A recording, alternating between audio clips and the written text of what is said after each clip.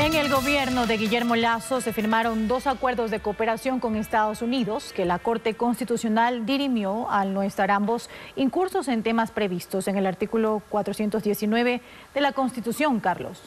Así es, Andrea. Sus alcances los vamos a revisar con Arturo Torres, periodista que sigue de cerca la lucha contra el crimen organizado y la cooperación con Estados Unidos. Arturo, buen día, bienvenido a Contacto Directo. Buenos días, Carlos, muchas gracias por la invitación. Bien, Arturo, empezamos entonces. ¿Cuál es la trascendencia de los 2 acuerdos de cooperación que el gobierno de Guillermo Lasso suscribió con su par de Estados Unidos en la lucha contra el crimen organizado y el tráfico de drogas, migrantes, pesca ilegal?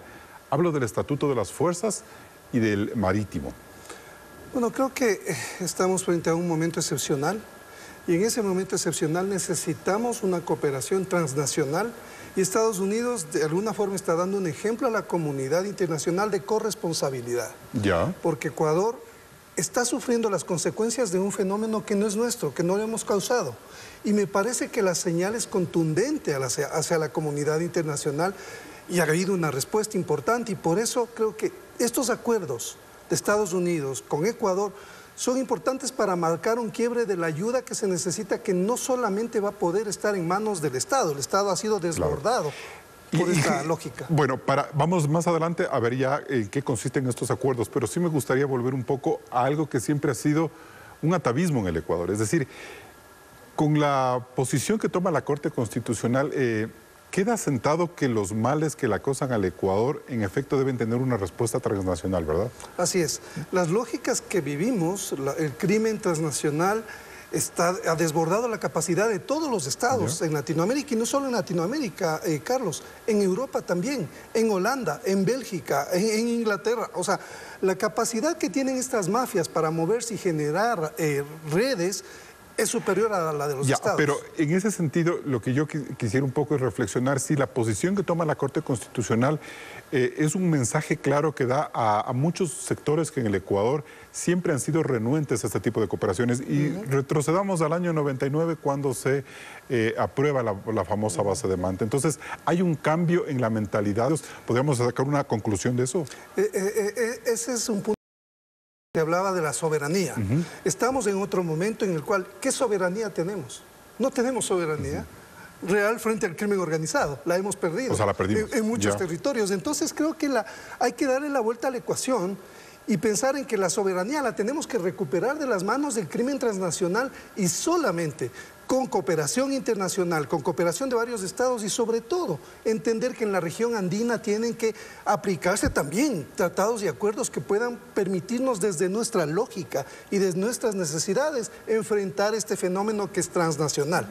Muy bien, bueno, eso me parece entonces que es un primer hito, ¿no es cierto? Sí. Cambia en 25 años un poco la concepción de qué es la soberanía y cómo tenemos que colaborar con otros países, ¿no? Claro, el crimen organizado y todas estas lógicas criminales han cambiado los conceptos tradicionales de la soberanía. Los estados regionales enfrentando problemas convencionales en los 90s, cuando tuvimos el último conflicto con Perú. Esa era otra realidad que ha sido desbordada. Enfrentamos enemigos invisibles, amenazas que son mucho más poderosas que los estados. Que no tienen escrúpulos, que no ven limitaciones. Ellos no tienen limitaciones en la ley, en cambio los estados tenemos que todo tener normado en función de tratados, que creo que es lo que se está haciendo, y eso es lo que hay que hacer, o sea, velar porque todo esté escrito, que se cumpla el Estado de Derecho, en fin, todas estas garantías son importantes. Existía una ciudadanía universal, pero no instituciones que tengan un ámbito medio universal para blindarnos de las amenazas. Claro, o sea, al final se hacen declaraciones de la felicidad y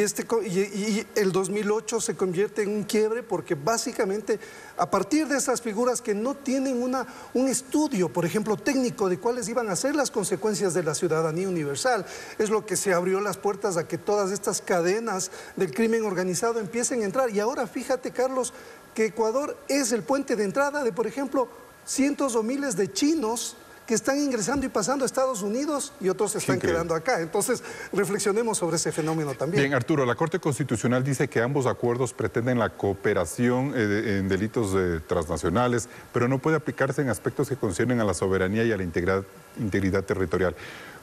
¿Cómo podemos entender mejor esto? Es decir, ¿qué es soberanía, qué es integridad territorial y cuál es el alcance que puede tener la presencia, por ejemplo, de militares estadounidenses ya en el territorio? Por un lado en el mar y por otro ya en el terreno. El acuerdo que se ha convalidado ya por la Corte Constitucional está dando vía libre porque realmente no hay ninguna violación de la soberanía. En lo concreto. O sea, eso se cumple en lo constitucional, pero además tenemos que entender que el tema de la soberanía es un tema tan relativo en este momento. ¿Cuál es la importancia del país? Yo no quiero pensar en que el fin justifica los medios, para nada. Creo que todo tiene que ir por la vía del derecho y de la legalidad y la constitucionalidad, pero en este caso muy concreto estamos fijando unas nuevas reglas para tener operaciones combinadas frente al crimen organizado, sobre todo en el mar territorial, ¿no es cierto? Y la cooperación tiene que ver en otros ángulos que no... A ver, si no teníamos estos tratados y estos convenios, todo tenía que pasar por este paquidermo que es el Estado para tomar decisiones por todos los mecanismos que existen para asignar recursos.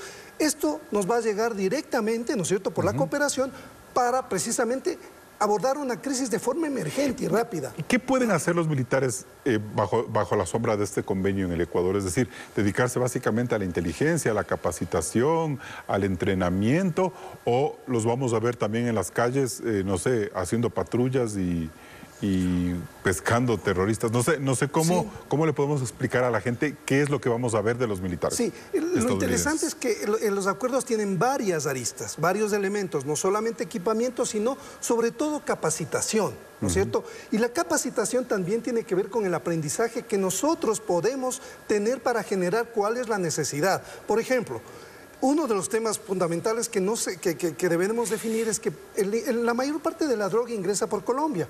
¿Por qué ahí no se instala unas bases que puedan realmente identificar, tener inteligencia, tener operatividad y tener judicialización? Debemos buscar soluciones mucho más, digamos, ágiles y efectivas en función de la realidad que vivimos. Entonces, esta capacitación es buena, los equipos son buenos, pero quienes debemos establecer las prioridades en función de nuestra realidad somos nosotros, y es decir, el gobierno. O sea, pero no estarían, por ejemplo, militares patrullando esas fronteras. Por ejemplo, eso no lo pueden hacer. Eso tienen que hacer militares ecuatorianos sobre la base de la capacitación que han realizado los militares. Y eso es lo que está arreglado en los acuerdos, y está bien. O sea, me parece que... Y lo mejor y lo ideal sería que no tengamos militares patrullando en las calles. O sea, cuando funcione la inteligencia, cuando podamos anticipar, cuando podamos reaccionar y cuando podamos acoplarnos. Y eso es lo que está pasando ahora. Estamos revirtiendo un fenómeno que va más allá de una década, que todos los sistemas han estado desconectados y que estamos solamente reaccionando a todo lo que genera el crimen organizado. Y ahora creo que estamos entrando en un momento y es distinto y es una gran oportunidad. Hay un nuevo momento ya en la lucha contra el terrorismo. Esa es otra conclusión. Con estos convenios hay un nuevo momento. Vamos a ver ya otro comportamiento del Estado y otros resultados, entonces. Sí, porque veo que el presidente, creo que al inicio tuvo dificultades para entender lo que estaba enfrentando, pero luego se ha ido adaptando y ha ido aprendiendo rápidamente, y ya se habla del componente social, por ejemplo. La intervención no tiene que ser solamente militar y policial. Él entiende que deben haber medidas integrales, porque si no abordas los problemas en los barrios donde son reclutados los jóvenes, no les das asistencia, no les das empleo, no les das... O sea, no va a pasar nada en el mediano plazo. Entonces, el día después es sumamente importante en esta estrategia. Es importantísimo que Estados Unidos le ayude a Ecuador a construir, reconstruir, no sé cuál sería el verbo más importante, sobre la inteligencia.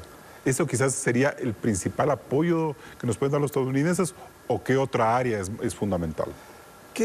Me parece que países que han estado en tantos conflictos y que tienen tanta experiencia en el tema tecnológico, de inteligencia, de cómo debe manejar la inteligencia, para que la gente entienda, es básicamente recopilar información en el terreno, para que luego se puedan hacer operaciones concretas. Entonces, Alejandro Magno hace más de 2000 años dio en la clave cuando dijo que la estrategia tiene 3 definiciones: anticipación, reacción y acoplamiento.